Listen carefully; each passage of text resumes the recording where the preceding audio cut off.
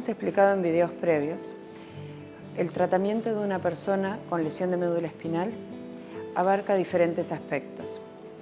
La terapia celular permite reemplazar con células, las células que se perdieron al momento de la lesión. Pero si a esas células no se las educa funcionalmente, no tiene ninguna repercusión en cuanto a ganar funcionalidad, en ganar lo que se perdió previamente. Es ahí donde la rehabilitación juega un papel fundamental en este tratamiento. Y es tan importante estimular funcionalmente a las células como poner células en el lugar donde faltan. El tratamiento de una persona con lesión de médula espinal, cuando se utiliza terapia celular, tiene como necesidad fundamental poder combinarla con una rehabilitación intensiva y multidisciplinaria. La rehabilitación que se aplica en una lesión medular que recibió células no es ni mejor ni peor que otras rehabilitaciones que se hacen en cualquier otro lado, sino que es absolutamente diferente. Aportar células al tejido nervioso y al músculo esquelético en una situación de lesión crónica como es la de un lesionado medular, hace que sea absolutamente necesario estimular la diferenciación funcional de esas células. ¿Y esto qué significa? Hay que enseñarle al tejido nervioso las conexiones correctas para poder generar de nuevo una función perdida. Y es por eso que el trabajo de rehabilitación es distinto que si uno no tuviera el potencial que dan las células en este caso.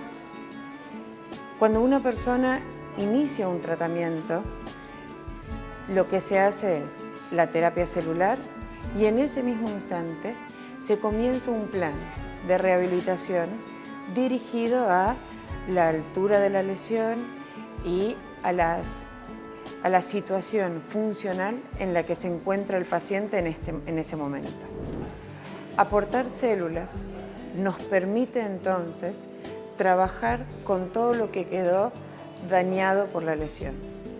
Uno debe trabajar para que lo que está por debajo de la lesión recupere capacidad de contracción, capacidad de entender cómo se genera un movimiento, entender qué significa percibir, por ejemplo, la descarga de peso. Entonces, todo este proceso de aprendizaje es largo, es lento, es difícil y es por eso que el tratamiento incluye por lo menos una rehabilitación diaria de entre 4 y 6 horas por día, donde uno está desde diferentes aspectos estimulando el sistema nervioso en forma externa, aferente, para que aprenda de nuevo lo que perdió por motivo de la lesión. Hay algunas características que son muy específicas de este tipo de rehabilitación. La primera, como expliqué previamente, es la intensidad. 5, 6 horas por día, lunes a viernes. Si uno pudiera hacer más horas, las haría. Lo que pasa es que hay que encontrar ese equilibrio entre hacer el tratamiento y poder continuar con la vida diaria. Cuanto más estímulo reciban las células implantadas, mejor es el resultado. Lo segundo es la relación numérica entre rehabilitador-paciente. Como mínimo hay una relación numérica de un rehabilitador, un paciente. Pero en varias oportunidades es necesario que, de acuerdo a lo que se necesita lograr con cada uno, sea 2 o 3 rehabilitadores por paciente. Lo otro es que se trabaja en forma interdisciplinaria. Lo que se adquiere desde el punto de vista de recuperación en el aspecto de kinesiología se complementa con fonoaudiología, con terapia ocupacional, con musicoterapia. Entonces si adquiere determinada función, por ejemplo, la posibilidad de estar parado de nuevo, y hay que aprender en esa situación de bipedestación nueva cómo hay que respirar adecuadamente, cómo disociar el movimiento, cómo hacerla funcional. Entonces, en varias oportunidades, al mismo tiempo, intervienen el equipo de kinesiología en conjunto con terapia ocupacional, o kinesiología con fonoaudiología, o kinesiología con musicoterapia, o terapia ocupacional con musicoterapia o con fonoaudiología. Otra de las situaciones es que siempre se le pide al paciente un punto más allá de lo que está capacitado para hacer. ¿Y qué significa? Si nosotros nos quedamos en lo que el paciente puede hacer, entonces no avanzamos en cuanto a la recuperación funcional. Con este concepto es que, asistido de la forma correcta, lo que hacemos es siempre pedir un paso más adelante de lo que el paciente puede. Y es por eso que se necesita esa asistencia tan intensiva por parte del equipo de rehabilitación. El equipo de rehabilitación tiene que tener un timing en cuanto a hasta dónde asistir y hasta dónde permitir que lo haga el propio paciente. Entonces, a modo explicativo, es que me gustaría mostrarles algunos ejercicios puntuales que reflejan un poco esta forma de trabajar. En este caso en particular, se está trabajando la bipedestación en una persona que tiene una lesión cervical C5, C6. Cuando nosotros trabajamos inicialmente la bipedestación, ella está en los primeros meses de tratamiento, lo que se trabaja es sobre una descarga completa del peso del cuerpo sobre los miembros inferiores, tratando de mantener los ejes lo más fisiológicos posibles, o sea, el centro de gravedad, enseñarle cómo controlar el tronco estando parada. Para el trabajo de este tipo de bipedestación utilizamos como asistencia las paralelas, unas valvas u ortesis cortas que principalmente tienen como objetivo estabilizar el tobillo en 90 grados y así protegemos la articulación que carga con todo el peso del cuerpo, y al estabilizar el tobillo en 90 grados permite que la rodilla se extienda más fácilmente. ¿Cómo estamos trabajando el tronco y todo lo que es la estabilidad y la movilidad de tronco? Es que en este caso sostenemos la pelvis por delante y por detrás, y le pedimos a la persona que mueva su tronco en forma activa. En este caso, quien la está guiando es la terapista ocupacional, que funcionaliza lo adquirido por kinesiología en la bipedestación. ¿Eso qué significa? Ella ya aprendió a pararse sin necesidad de descargar el peso sobre brazos. Y lo que tiene que hacer es aprender a mover funcionalmente esos brazos, y lo que en un futuro podría ser, estando parada, alcanzar algo, pero con la menor cantidad de compensaciones posibles. Uno va jugando con las distintas asistencias en la medida que la persona puede tener más capacidad funcional. Y eso significa, el siguiente paso es aflojar el sostén anterior, luego se afloja el sostén posterior y por último se saca el sostén de rodillas. Es muy importante tener en cuenta que para poder hacer bien este tipo de trabajo y que la fuerza irradie correctamente, lo que hay que hacer es estar bien atento a las posturas, que no haya posturas compensatorias, que no haya irradiación errónea de la fuerza.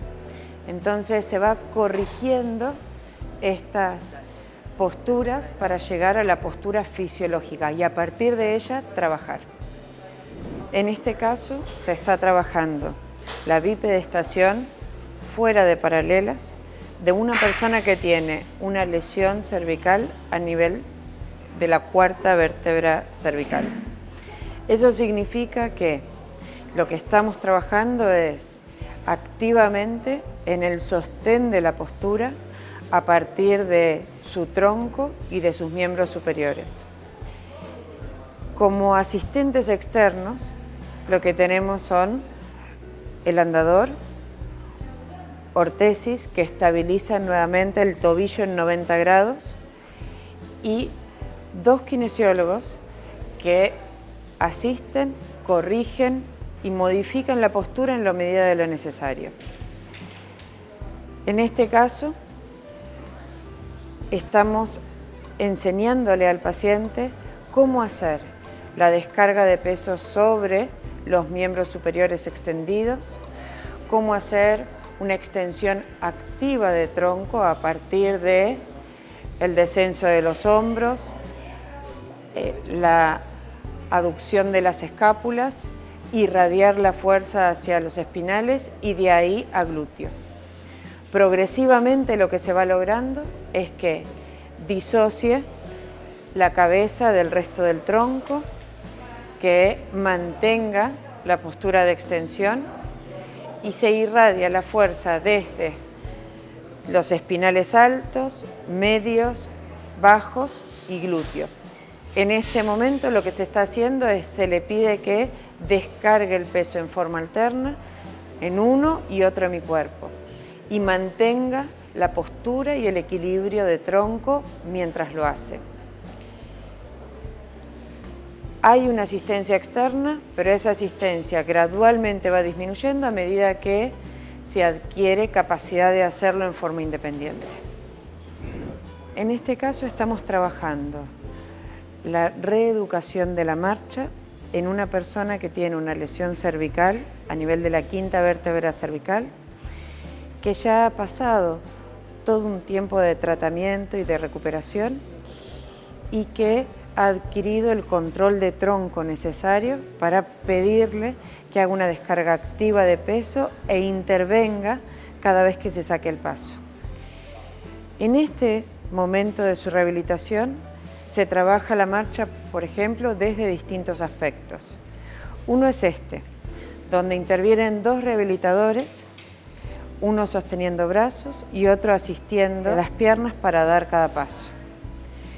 Después de un tiempo de este tipo de marcha, en el mismo día de trabajo, se pasa a una marcha con andador, pero porque está en condiciones de hacerlo, porque su tronco lo permite. Siempre este concepto de proteger y estabilizar a la articulación que sostiene todo el peso del cuerpo. Y en este caso sí, activamente intervienen sus brazos para facilitar la descarga alterna de peso y facilitar la irradiación de la fuerza desde el tren superior a las piernas para así dar el paso en forma alterna. Y como lo permite el ejercicio y la evolución, es que un solo terapeuta lo está asistiendo.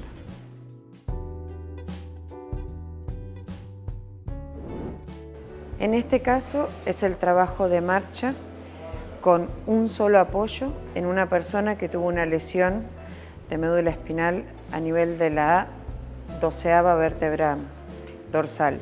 Eso significa que fue una paraplegia. A medida que evolucionó en el tratamiento, fue adquiriendo la capacidad de descargar alternadamente el peso, de poder dar los pasos a partir de la flexión de cadera. Y una de las últimas adquisiciones fue la de poder caminar con el sostén de un solo brazo, asistida solamente por un brazo. El tema es que hay una diferencia entre el hemicuerpo derecho y el hemicuerpo izquierdo, y entonces esto que logra desde el lado, asistiéndose con el brazo derecho, le cuesta desde el lado izquierdo. ¿Dónde interviene el rehabilitador? Como todavía cuesta sostener la carga del peso cuando se tiene que asistir con el brazo izquierdo en lugar del derecho es que en el proceso de aprendizaje es asistida para que trabe en forma segura la rodilla en cada paso por un rehabilitador. La experiencia del rehabilitador que le asiste hace que en algunos pasos la asista, en otros no, y así se va logrando que ella progresivamente logre este objetivo por su cuenta.